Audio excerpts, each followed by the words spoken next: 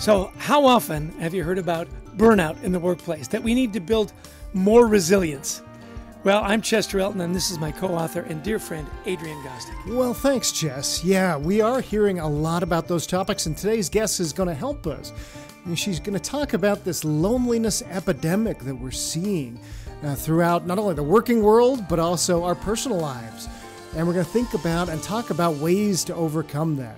As always, we hope the time you spend with us will help reduce the stigma of anxiety at work and in your personal life. And with us today is our new friend, Dr. Karen Dahl. She is a consulting psychologist with 25 years of experience at the intersection of personal well-being and professional development. She is the author of the book, Building a Psychological Fitness. Dr. Dahl has dedicated her career to helping people learn, gain insight, and maximize their potential. Karen, we're delighted to have you on the show. Thanks for finding the time. Appreciate it. Thanks for having me.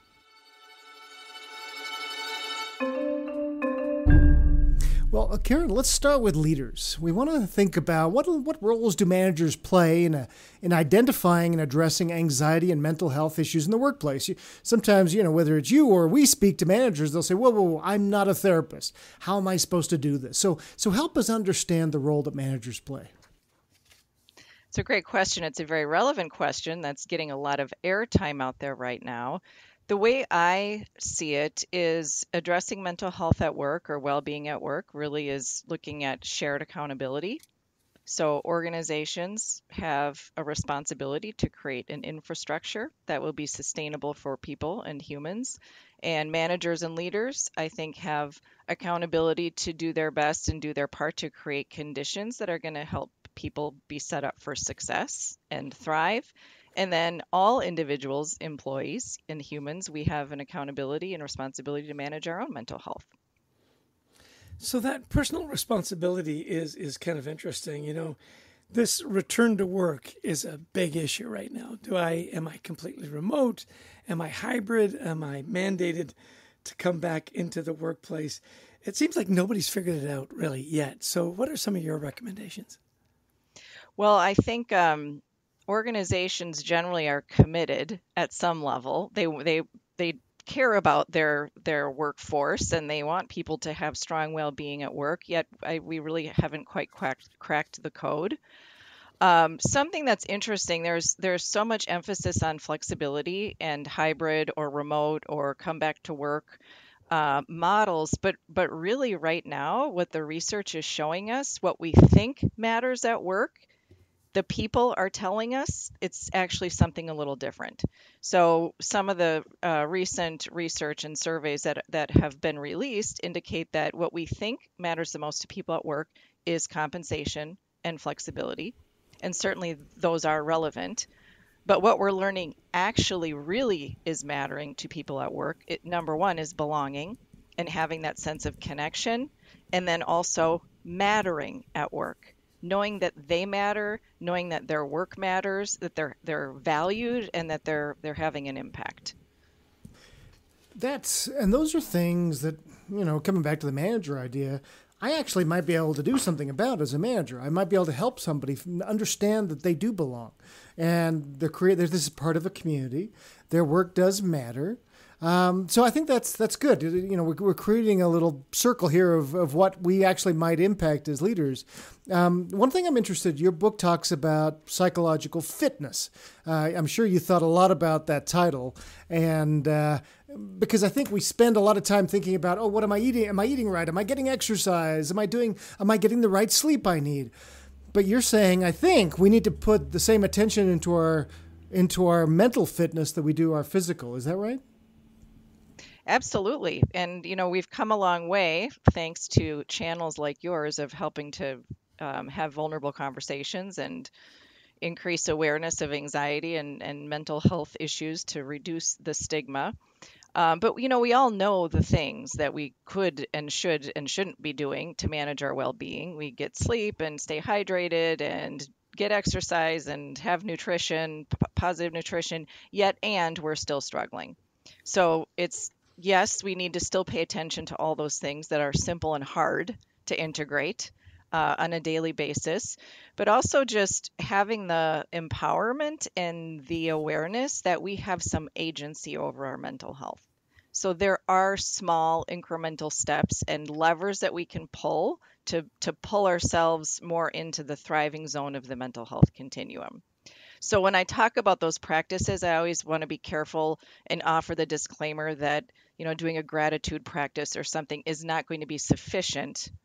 It's not going to be a sufficient intervention with somebody that has a diagnosed untreated anxiety disorder. Yet, if we're at or above kind of baseline of mental health, we have agency in some of that. And a lot of the research now is I think making some of those practices a little more accessible. So that was why I wrote the book, is just to make some of this information and the science available and accessible, and maybe less intimidating, which is kind of why I went with the psychological fitness, because we want to focus on preventative things and build upon health rather than just being focused on ill health and dis-ease. Okay, so if I want to be physically fit, I say, look, I'm going to get to the point where I can run a 5K or a half marathon. So give me the equivalent of psychological fitness 5K. Give me a couple of those practical things that I'm sure are included in your book. Sure. Yes. So the way I look at it is the options that are out there, the practices that I have outlined in the book, for example, really are around fostering resilience and mastering your mindset.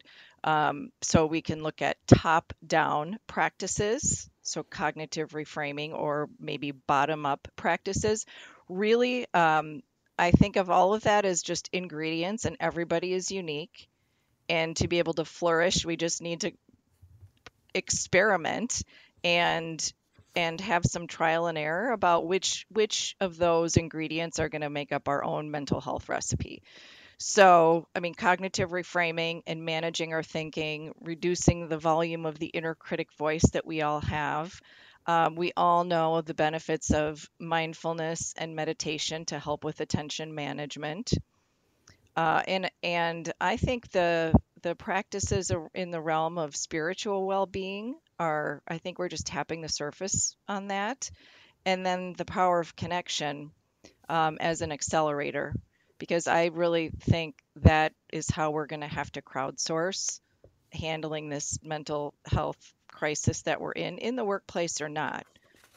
Plenty of people have mental health challenges that could be helped with support from friends, family, and people in their sphere of influence, and they may or may not need professional clinical support, but people are just not knowing what to do. We don't know what to do. It is a problem. What is the recipe? What are the ingredients? I love that analogy. So how do we spot burnout in ourselves and in coworkers? Because so often, we get so caught up in the project, we get so caught up in our families or whatever we're doing, we don't take that time to do that mental health check. So what are some of the tips that you give people to say, okay, if this is happening, you're burning out. If this is happening, if they're burning out, if this is happening, you're all burning out. I mean, I'm sure you've got a little bit of a checklist for us there. Sure. Well, I think the first thing is just what you mentioned at the beginning of your question, which is remembering to take pause and check in with ourselves and do a little inventory to understand how we're doing physically, mentally, emotionally, and how our work is, how we are experiencing our work right now. So, I mean, first, burnout comes from a demand capacity problem. So managing workloads, burnout is mismanaged workplace stress. So if there are excessive demands on somebody, on an employee, that's going to put them at risk for burnout. And interestingly, the people who are most at risk for burnout are high performers who are passionate about their work.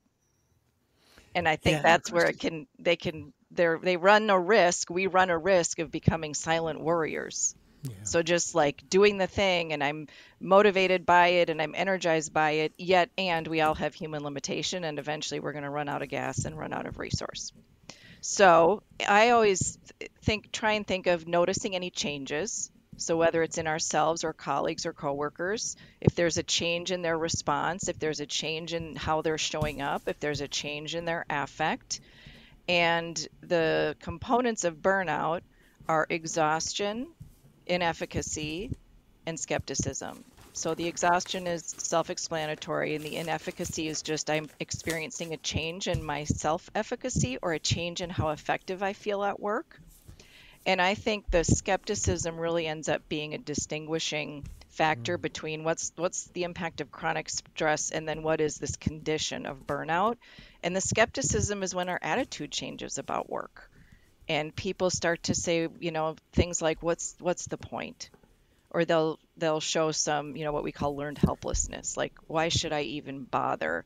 And having a change in their sense of caring like they typically have about the work. That's really good. That's very insightful, Karen.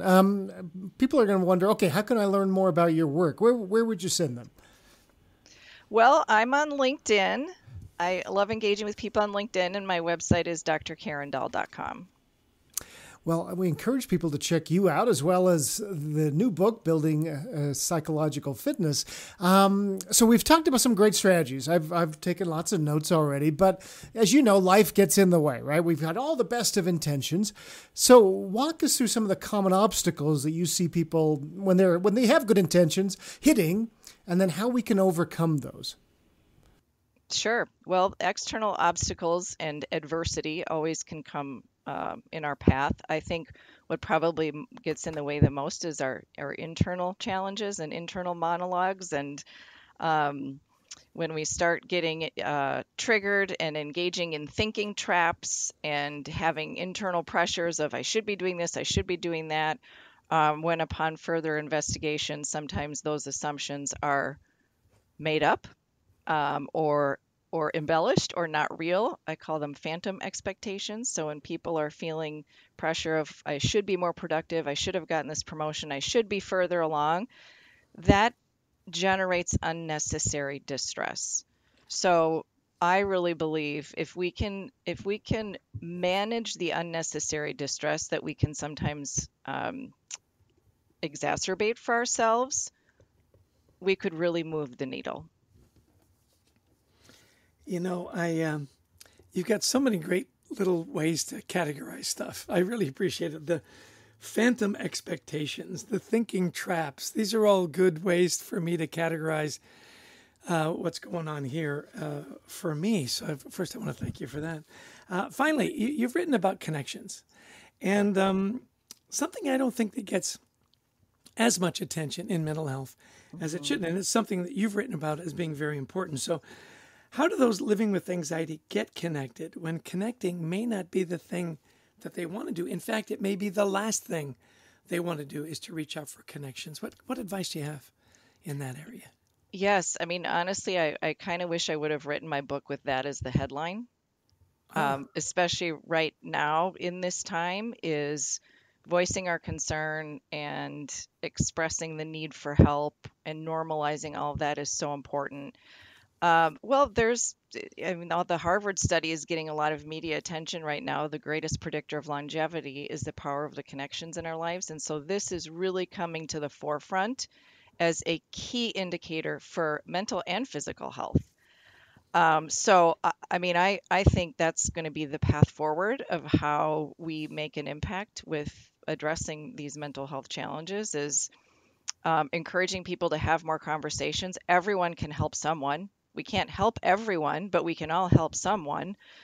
And so I think encouraging people to, in whatever small way, to do the reach out, even if they don't feel like it, and to help people understand the benefit of that. Because there is someone out there that can help for everyone, always. So when you feel depressed or when we feel anxious, the temptation is to isolate. So I think it's that embracing that dissonance between I'm going to do this thing even though I don't feel like doing it because I know it's good for me. And such good advice. And this has been great, Karen. We're always interested in the self-care tactics of successful people. You're obviously very busy running a business and author. And walk us through a few of the practices you've found personally that help you thrive. As you said, not everything works for everybody. So what have you found that works for you? Sure, great. I would say, I exercise. That's kind of the fundamental core well-being practice. And I tend to be kind of a highly charged person, so I'm elevated baseline on the anxiety scale. So the work that I really need to do is cultivating calm and making sure that I am not just moving in fifth gear, or if I am in fifth gear, I'm compensating for that or accounting for that in my own energy management, and making sure that I'm also on the middle path and not overexerting, and making sure that I'm taking the time to rest, relax, recover, and not always being in doing mode. So anything around cultivating calm has been useful for me. I'm like a mini meditator. I do meditate, I do guided meditation, and I do a limited amount, but it's much more than not doing anything. Yeah, that meditation thing, I've been working on that for a few years now. And when you say mini meditation, 10, 15 seconds, I count it. It's that's Absolutely. amazing. I mean, a minute can make a difference to just get back to center, because really what it is just strengthening that muscle of getting back to center. Right. Hey, I have one quick question for you before we start to wrap up. You talked about spiritual health, and that spiritual connectivity is getting more and more, gaining more ground. Talk to a little bit about that, because, as we know from the numbers, fewer and fewer people associate themselves with any kind of organized religion. And yet I believe that spirituality is on the rise. So help me differentiate that for people that are saying spiritual well-being. I'm not sure what that means. hmm Yeah, we could do a whole nother episode on that. I mean, what the research says, I know that religion can be kind of a polarizing topic, but the research shows that people that are involved in a healthy form of organized religion are healthier and have stronger well-being, stronger sense of community, and there are a lot of hypotheses why that is. But I think the transformational nature of being connected to something beyond yourself, I think, is just like that next level. Like, this is more than just me. And I think when people that struggle with anxiety or depression, it can become very self-encompassing. And I think that's just like another channel or an outlet or a way to get outside of myself and have a little more of like that transcendent experience that is hard to put into words and isn't tangible. But if you've experienced a moment like that or an experience like that, then you know that it feels good and you want more of it. So it's just so vast and ambiguous for some people, but yet if you've experienced it, it's very real. Yeah. Great advice. Hey, we always love to ask at the end of our podcast, if there were two things you wanted people to remember from this conversation, two main points that you wanted to walk away with, what might they be? If you are struggling, ask for help. You will never be alone in the struggle. I mean, that's actually part of, why I also wrote my book, is hearing about people's struggle all day in coaching sessions, and then this universal sentiment that even though there is information out there about anxiety and depression and addiction and whatnot, we have a little more awareness, people still feel like they're the only one. Yeah, I So agree with that. reach out, acknowledge the struggle, ask for help. There's always somebody. And then also be the reacher outer. Check in with our people. Like that is in and of itself powerful. It's free. It could take 2 minutes of your time telling people you appreciate them, or how are you really doing, and being present in their response. It's much more uncommon than we think, and this is something we can all do better and do more of. I love that call to action. Be the reacher outer. Is that a clinical term? I know it's very official, isn't it? And yet, it conveys exactly, right, Yeah. what you need to do. Yeah. Well, this has been wonderful, Karen. Thank you so much for taking time with us today. Our guest has been Dr. Karen Dahl, and make sure you pick up her new book, Building Psychological Fitness. Thank you, Karen, for being on the show today. We really appreciate learning from you. I'm grateful to be here. Thank you. Well, Jess, another interesting, you never know. When we get a guest on, we didn't know much about Karen. We've, glanced over her book, and so you don't know what you're going to get, but some really good takeaways that I took away. Starting with, let's start with the employee perspective. This is anxiety at work. And so what do we think our people are looking for? Or we're looking for compensation, flexibility, but what is all, and this is what we see in our surveys as well. Now, A, I want to belong. B, I want to know that my work matters. Are we focusing on the things that our people really want to bring down anxiety levels? Yeah, isn't it interesting? Because we'll often, the first thing we talk about is what is the compensation? Oh, yeah. Are you moving up or are you moving down, Yeah. And it's so funny because I, as you and I do, we talk to executives, we coach all the time. And this idea of, do people on your team really feel like their work matters, that their voice is heard, is such an important point. I like the check-ins. Giving that pause. How are you doing? Asking yourself, how are you doing? Making sure you're doing your own inventory. And then looking at your team. Do I have excessive demands? She made a point that you and I agree with 100%, that often the most anxious people on your team, the people that need the check-in, are your high performers. Yeah. They never want to let you down. They'll always take on extra work. Be careful with those. The slackers aren't burning out. Yeah. Yeah, you're right. And it's counterintuitive to what sometimes, leaders think. They go, oh, no, I can throw anything at Bob.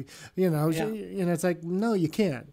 And so, and then coming back to practical things, what can we do? Okay, to build our fitness, like that question you asked, okay, if I want to run a 5K, I know I've got to do this, this, and this. So what do I do?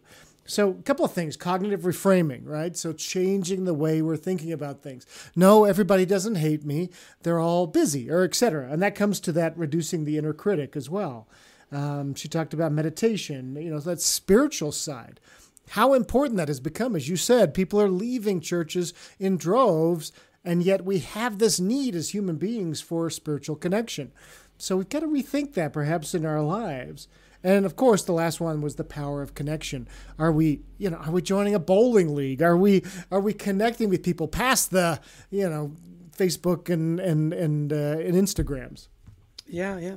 Cultivate calm. We had a really interesting little conversation after we stopped recording. And she said at the end of 27 interviews in a row, what did people really want? And said they just want to feel at ease. Yeah. You're always that silent worrier that she talked about. And that's me every day.